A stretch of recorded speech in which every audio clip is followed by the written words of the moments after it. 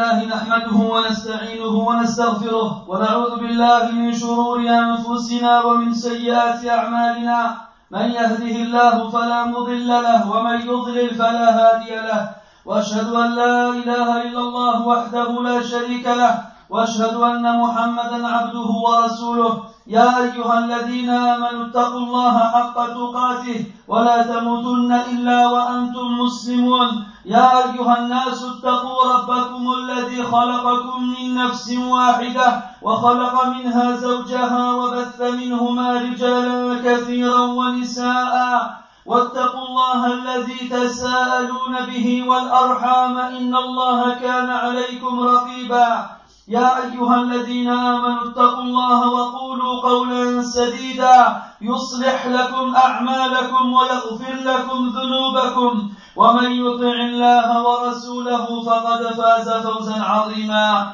أما بعد فإن أصدق الحديث كتاب الله وخير الهدي هدي محمد صلى الله عليه وسلم وشر الأمور محدثاتها وكل محدثة بدعة وكل بدعة ضلالة وكل ضلالة في النار أما بعد أيها المسلمون تكمل النفس البشرية بعبوديتها لله عز وجل وحسن معاملتها مع الخلق وشرع الله سبحانه لعباده الأخذ بمعالي الأمور والنهي عن سافلها والوفاء من الأخلاق الكريمة ومن صفات النفوس الشريفة وهو من أسس بناء المجتمع واستقامة الحياة وهو الاعتراف بالفضل ورد الجميل لمن أسدى إليك معروفا أو مد إليك يدا وأعظم عهد يجب الوفاء به الوفاء مع الله بأن يعبد وحده لا يشرك به شيئا كما قال سبحانه وأوفوا بعهدي أوف بعهدكم وهو من شيم الرجال وأمارة على سمو النفس وحسن الخلق وأوفى الناس رسل الله عز وجل وعليهم الصلاة والسلام موسى عليه السلام عرف حق أخيه هارون فسأل ربه أن يجعله شريكا معه في الرسالة كما قال عز وجل على لسانه واجعل لي وزيرا من أهلي هارون أخي أشدد به أزري وأشركه في أمري ونبينا محمد صلى الله عليه وسلم كان وفيا مع من نصره لإبلاغ رسالة ربه عز وجل منع المطعم بن عدي المشركين أن يؤذوا رسول الله صلى الله عليه وسلم قبل الهجرة فحفظ له إحسانه وقال في أسارى بدر لو كان المطعم بن عدي حيا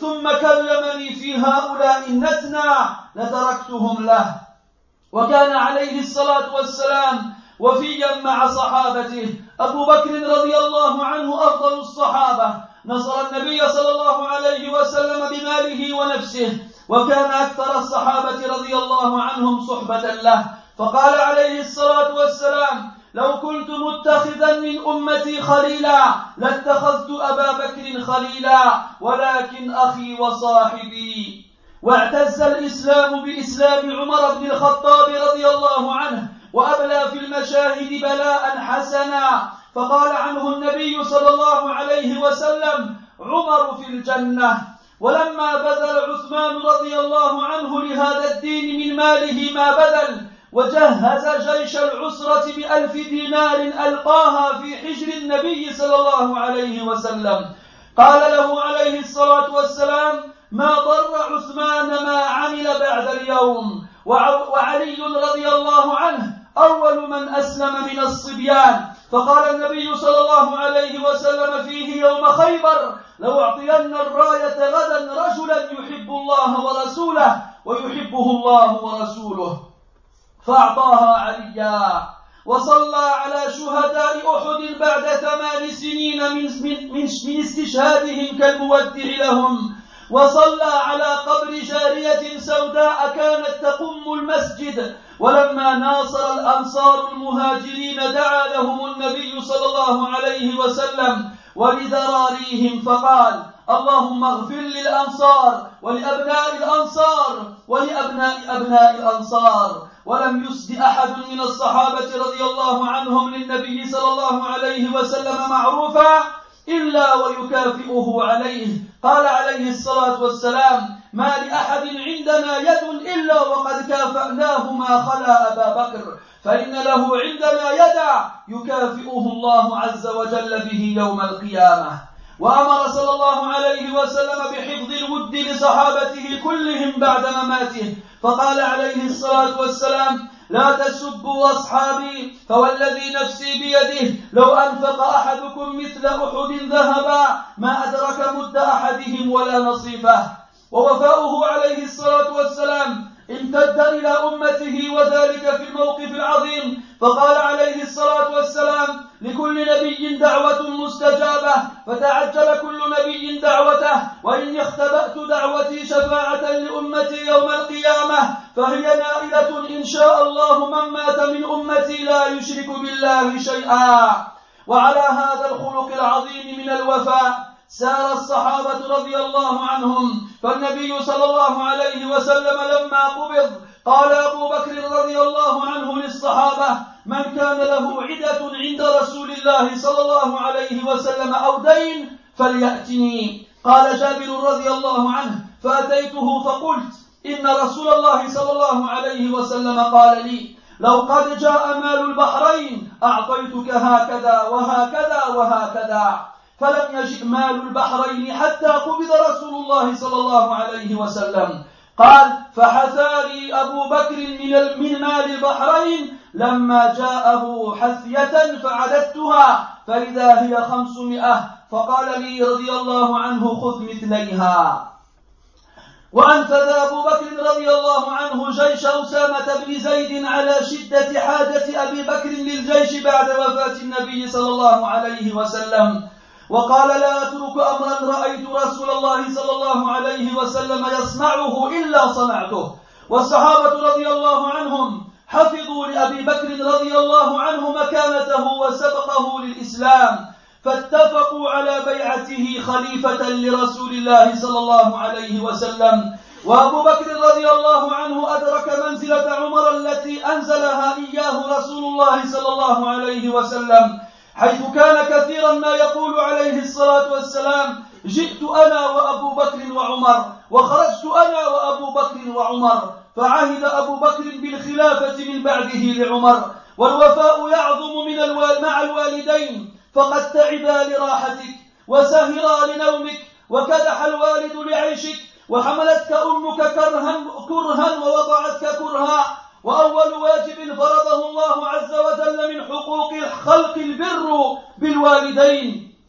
قال تعالى: وقضى ربك ألا تعبدوا إلا إياه وبالوالدين إحسانا. ومن الوفاء لهما الدعاء لهما، وقل رب ارحمهما كما ربياني صغيرا، وطاعتهما في غير معصية، وفعل الجميل معهما، وإدخال السرور على نفوسهما. ومن البر بهما أن يريا ثمرة جهدهما على أولادهما بسلوكهم طريق الاستقامة والصلاح.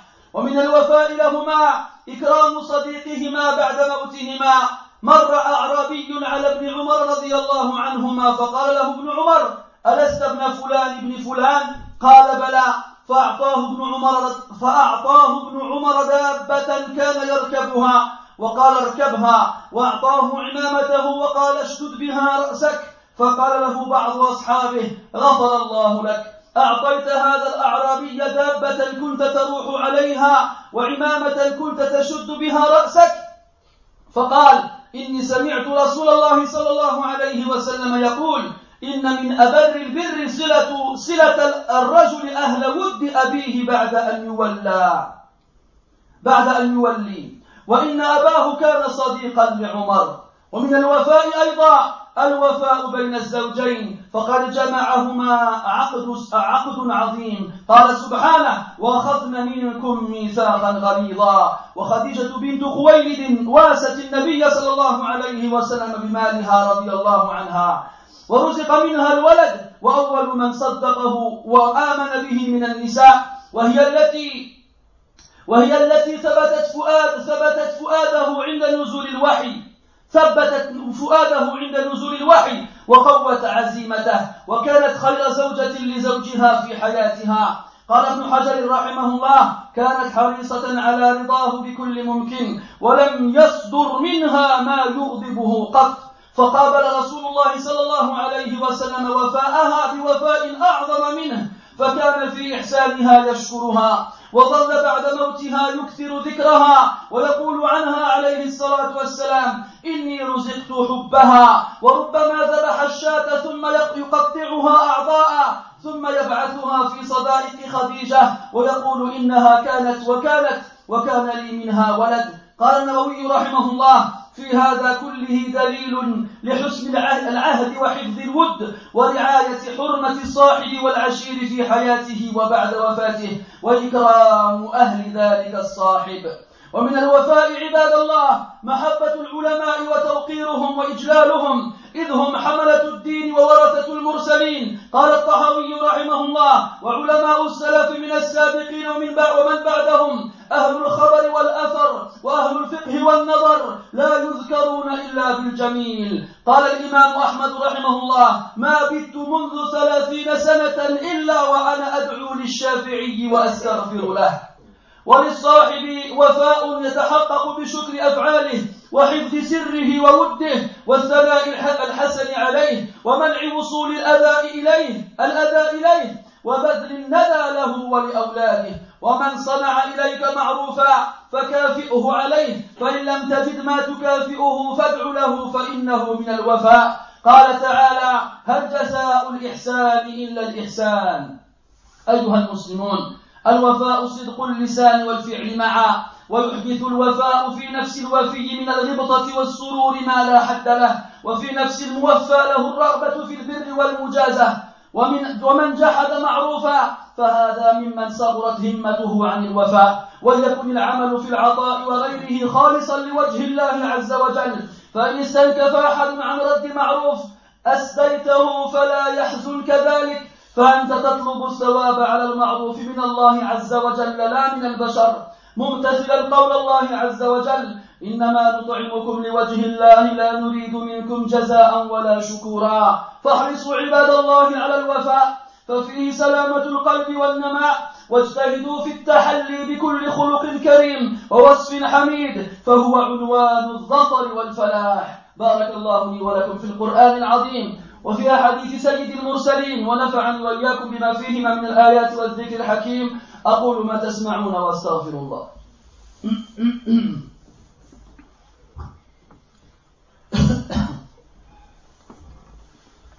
الحمد لله رب العالمين، الحمد لله وإن كان يقل مع حق جلاله حمد الحامدين، وأشهد أن لا إله إلا الله وحده لا شريك له ولي الصالحين، وأشهد أن محمدا عبده ورسوله الداعي إلى صراطه المستقيم، صلى الله وسلم وبارك عليه وعلى آله وأصحابه أجمعين.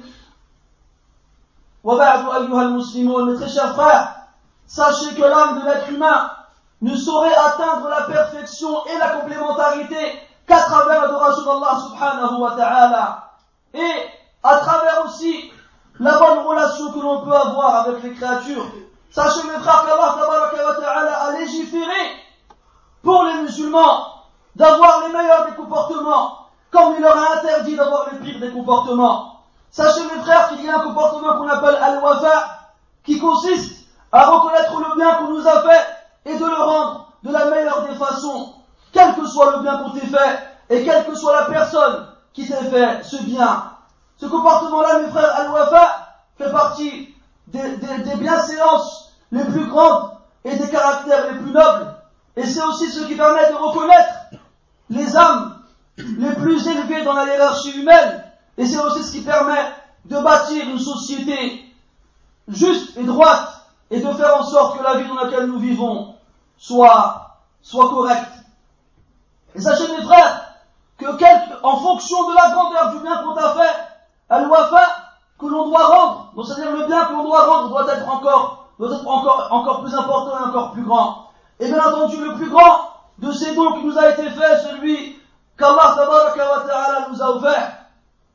Et la meilleure façon de remercier Allah tabaraka wa ta'ala devant ce don, c'est de l'adorer seul et uniquement, et de ne rien lui associer. Allah dans le Coran dit, respectez mon engagement, je respecterai le vôtre. Sachez que Al-Wafa fait partie des caractéristiques des hommes, des vrais, et est un signe qui permet de montrer l'élévation de l'âme et du bon comportement. Et sachez que les gens, les êtres humains qui ont le mieux rendu le bien sont les messagers d'Allah, alayhimus salatu wassalam. Prenez à titre d'exemple Moussa, alayhi salam, qui a reconnu le droit de son frère sur lui, Haroun, alayhi salam. C'est une des raisons qui a fait qu'il a demandé à son Seigneur, subhanahu wa ta'ala, d'en faire son associé dans la prophétie. Comme Allah nous informe dans le Coran, que Moussa, alayhi salam, lorsqu'il fut envoyé à Pharaon, il a dit, oh Allah, fais de ma famille, désigne de ma famille un ministre, mon frère Haroun, afin que tu renforces avec lui ma tâche et que tu l'associes dans ma mission.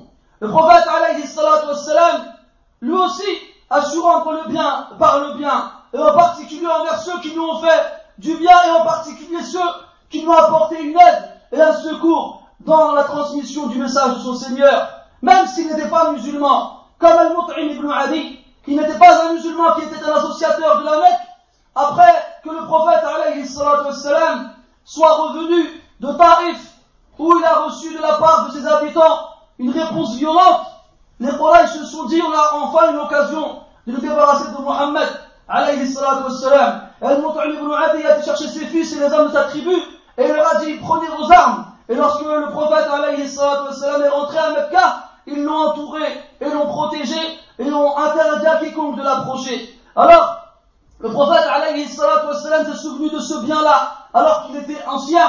Et des années plus tard, après la mort de Mut'im ibn Adi, après la bataille de Badr, les musulmans ont remporté la victoire, et où ils ont capturé de leurs ennemis un certain nombre, le prophète a dit alayhi salatu wassalam, si Al-Mut'im ibn Adi était vivant, et qu'il m'avait demandé de lui rendre ces personnes impures, je lui aurais rendu, en échange du bien qu'il m'a fait auparavant. Et le prophète alayhi salatu wassalam agissait ainsi, bien entendu, vers ses compagnons radiyallahu anhum, et en particulier Abu Bakr, qui est le meilleur des compagnons radiyallahu anhum, car il a tout donné pour le prophète sallallahu alayhi wa sallam, et bien sûr pour Allah subhanahu wa ta'ala et pour l'islam, que ce soit sa propre personne ou encore ses biens. C'était celui qui a le plus accompagné le prophète alayhi salatu wassalam. C'est pour ça que le prophète a dit sallallahu alayhi wa sallam, si j'avais dû prendre un ami intime de ma communauté, j'aurais pris Abu Bakr radiyallahu anhu, mais c'est mon frère et mon compagnon. Et tout le monde sait que l'islam a connu une fierté, une puissance sans pareil auparavant, lorsque Omar ibn Khattab radiyallahu anhu s'est converti à l'islam. On sait à quel point Omar radiyallahu anhu a donné de tout ce qu'il possédait, en particulier de sa propre personne, notamment dans les moments les plus difficiles, c'est-à-dire les batailles. Et c'est pour ça que le prophète a dit alayhi salatu wassalam, que Omar faisait partie des gens du paradis. Quant à Uthman radiyallahu anhu, ce riche commerçant qui disposait d'énormément de biens, il a donné généreusement sans compter de son argent pour les musulmans. Il a lui-même équipé toute une armée qu'on a appelée Jaysh al-Usra, l'armée de la difficulté, en donnant 10 000 dinars au prophète alayhi salatu wassalam, en les plaçant entre ses jambes. Et le prophète a dit alayhi salatu wassalam, aucune action ne fera de tort à Uthman après ce qu'il a fait aujourd'hui. Après ce qu'il a fait aujourd'hui, aucune action que Uthman ne puisse accomplir ne lui fera du tort. Quant à Ali radiyallahu anhu, le premier des enfants à s'être converti à l'islam, le prophète a dit de lui alayhi salatu wassalam, le jour de Khaybar, durant une bataille, je donnerai l'étendard demain à un homme qui aime Allah et son messager et qui est aimé par Allah et son messager. Et il confia l'étendard à Ali radiyallahu anhu. Le prophète alayhi salatu wassalam a prié sur les martyrs de la bataille de Uhud 8 ans après qu'ils moururent, comme s'il leur faisait ses adieux. Et il a prié sur la tombe d'une esclave noire qui nettoyait la mosquée, Et lorsqu'on a vu à quel point les Médinois ont offert leur aide aux musulmans qui ont fait l'émigration de la Mecque vers chez eux, le prophète alayhi salatu wassalam leur a rendu ce bien-là en invoquant Allah tabaraka wa ta'ala pour eux et pour leur descendance et la descendance de leur descendance. Il a dit alayhi salatu wassalam, oh Allah, pardonne aux Médinois, ainsi qu'aux enfants des Médinois, ainsi qu'aux enfants des Médinois. Il n'y a pas un homme parmi les compagnons du prophète alayhi salatu wassalam qui ait fait un acte convenable envers le prophète sallallahu alayhi wa sallam sans que le prophète alayhi salatu wassalam ne lui ait rendu un équivalent. Il a dit alayhi salatu wassalam, personne toute personne qui nous a fait un bien, nous lui avons rendu ce bien-là. En dehors d'Abu Bakr radiallahu anhu, il nous a certes fait un bien, ce n'est qu'Allah tabaraka wa ta'ala qui lui rendra ce bien-là le jour du jugement. Le prophète alayhi salatu wassalam a ordonné que nous faisions comme lui, que nous reconnaissions le bien des compagnons radiallahu anhum, et que nous les aimions tous après la mort du prophète alayhi salatu wassalam. Il a dit alayhi salatu wassalam, n'insultez pas mes compagnons, car par celui qui a mon âme dans sa main, si l'un d'entre vous dépensait l'équivalent de la montagne de Uhud en or, il ne serait pas arrivé à l'équivalent de ce que l'un d'entre eux peut donner en aumône en réunissant ses mains, ou encore la moitié de cela. Le prophète alayhi salatu wassalam a fait preuve de wafa envers toute sa communauté, et cela à un moment où ils en ont le plus besoin. Le prophète a dit alayhi salatu wassalam, chaque prophète s'est vu offrir une invocation exaucée, et chaque prophète a précipité cette invocation. Quant à moi, j'ai conservé mon invocation le jour de la résurrection pour ma communauté afin que j'intercède en leur faveur. Donc cette intercession touchera qui Allah Ta'ala le voudra dans ma communauté qui n'a rien associé envers Allah Subhanahu wa Ta'ala. Et ce comportement grandiose et ce noble caractère qu'a Al-Wafa, le fait de rendre le bien par le bien, de reconnaître le bien qu'on nous a fait, est le chemin qui a été tracé par le prophète alayhi salatu wassalam et qui a été suivi par la suite par ses compagnons radiyallahu anhum. D'ailleurs le prophète alayhi salatu wassalam, lorsqu'il mourut, Abu Bakr radiyallahu anhu dit aux compagnons, celui à qui le prophète a fait une promesse alayhi salatu wassalam avant de mourir, ou bien que le prophète avait une dette envers lui, qu'il vienne me voir afin que je lui donne ce que le prophète alayhi salatu wassalam lui devait ou lui a promis. Alors Jabir ibn Abdullah radiyallahu anhu Abu Bakr lui a dit, le prophète sallallahu alayhi wa sallam m'a dit, lorsque le butin de Al-Bahrain arrivera, je t'en donnerai un tel et un tel et un tel. Il n'a pas précisé quelle quantité. Et lorsque le butin de Bahrain est arrivé, le prophète sallallahu alayhi wa sallam était déjà mort. Alors Abu Bakr radiyallahu anhu a ramassé du butin une certaine quantité et il a donné à Jabir radiyallahu anhu qui s'est mis à le compter. Il a compté 500 de ce qui a été ramassé. Alors Abu Bakr lui dit comment il est là-dedans, il dit à 500. Il a dit prends le double alors, prends encore le double.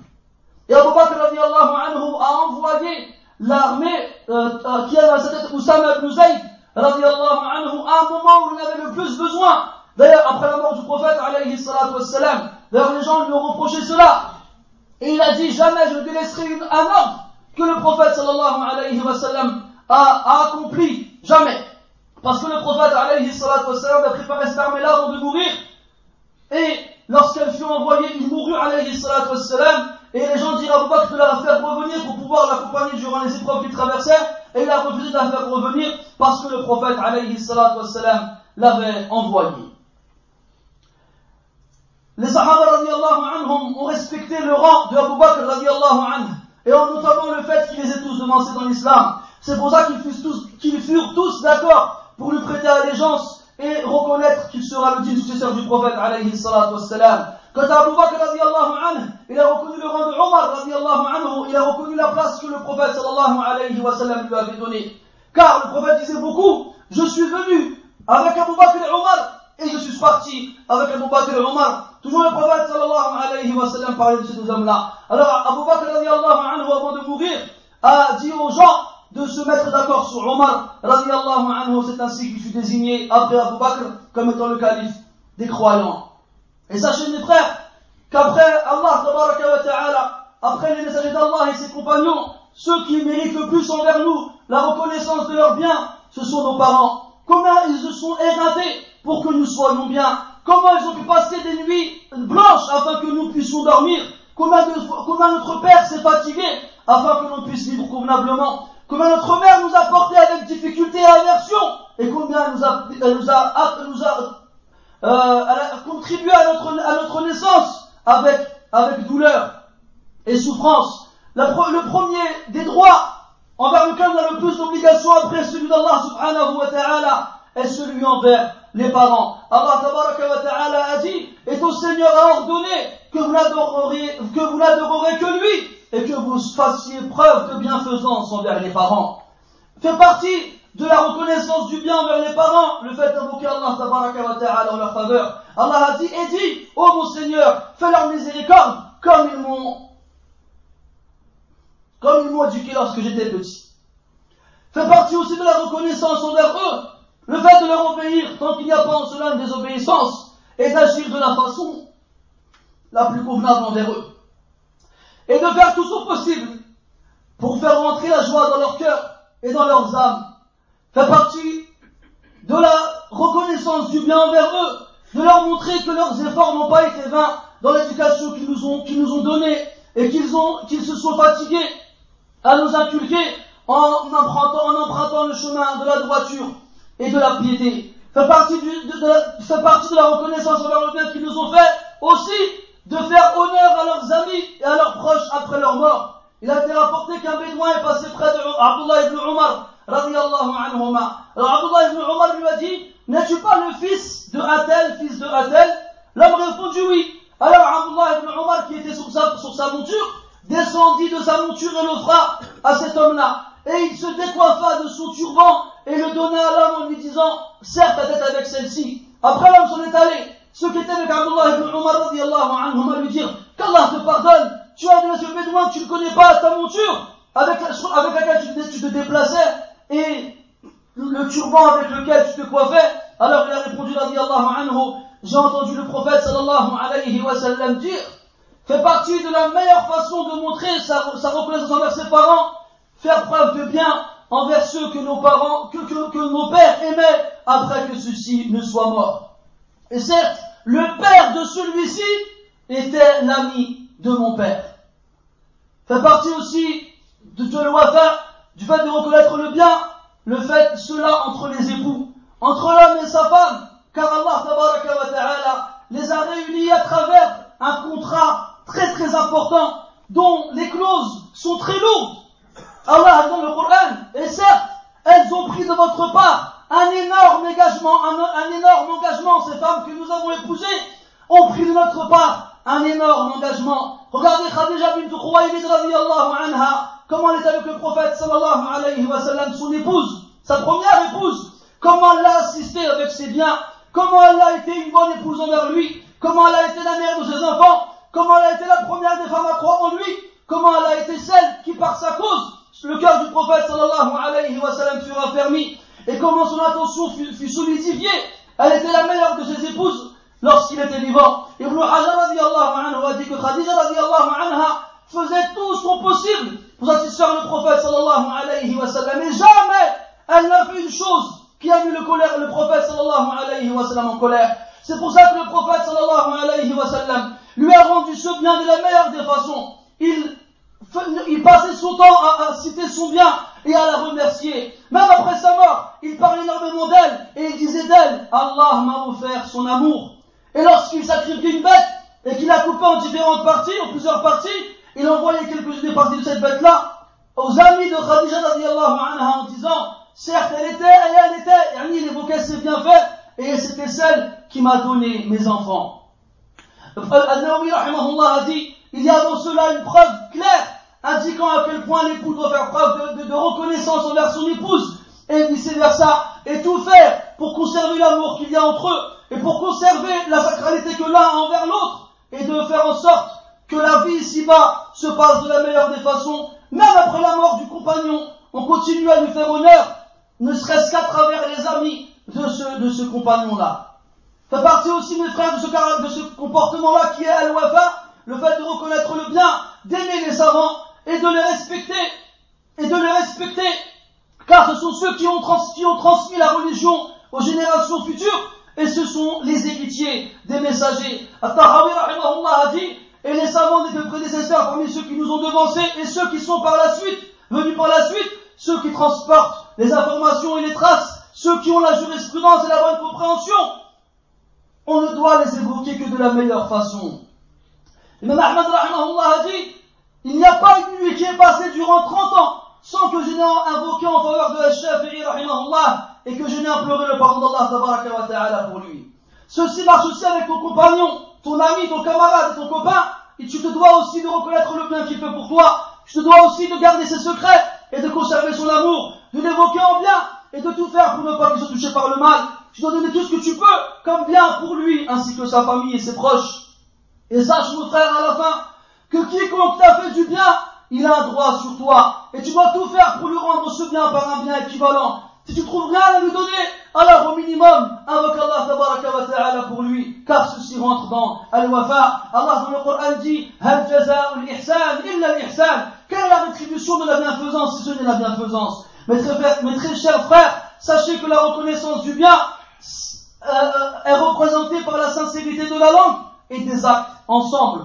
Et sachez que lorsqu'on a accompli cet acte-là, il produit chez la personne à qui on a fait ce bien, un bien immense et une joie qui n'a pas de limite. Et aussi, il le pousse à vouloir en faire autant, ce qui fait que les gens qui se rendent le bien mutuellement passent leur temps à chercher de tous les moyens possibles de rendre le bien à celui qui lui a fait. Et sache qu'avant tout cela, la seule chose qui peut te pousser à agir ainsi, c'est l'agrément d'Allah subhanahu wa ta'ala et sa satisfaction qui en a notre te pousse à faire cela. Si jamais tu fais un bien à quelqu'un et qu'il te repousse et qu'il a un cas envers toi, ce n'est pas grave. Ne sois pas triste par rapport à cela. Car toi tu recherches la récompense auprès d'Allah subhanahu wa ta'ala, pas des créatures, et mets en tête de liste le verset où Allah subhanahu wa ta'ala dit, certes, nous vous nourrissons pour l'agrément d'Allah subhanahu wa ta'ala. Nous n'attendons pas de votre part une rétribution ou un remerciement. Faites tout votre possible, très chers frères, alors, pour être reconnaissant et pour reconnaître le bien qu'on vous a fait, et surtout pour le rendre de la meilleure des façons, car il y a dans cela la préservation des cœurs et un moyen de les purifier. Et faites tout votre possible pour vous parer, vous embellir avec tous les bons caractères et les meilleurs comportements, car c'est ceux-ci qui amènent vers la joie ultime et la félicité absolue. نسأل الله تبارك وتعالى أن يجعلنا من أحسن الناس أخلاقا. اللهم اجعلنا ممن يفي بعهده. اللهم اجعلنا من الأوفياء. اللهم اجعلنا من الأوفياء. اللهم اجعلنا من الأوفياء. نعوذ بك اللهم ألا نعرف للناس خيرهم ومعروفهم. نعوذ بك اللهم ألا نعرف للناس خيرهم ومعروفهم. اللهم أعنا على شكرك وشكرهم يا رب العالمين. اللهم إن رسولك عليه الصلاة والسلام قد أخبرنا أن من لم يشكر الناس لم يشكرك، فأعنا على شكر الناس كي نشكرك حق شكرك يا رب العالمين. سبحانك اللهم وبحمدك أشهد أن لا إله إلا أنت نستغفرك ونتوب إليك. اللهم اغفر لآبائنا وأمهاتنا. اللهم اغفر لآبائنا وأمهاتنا. اللهم اغفر لهما وارحمهما.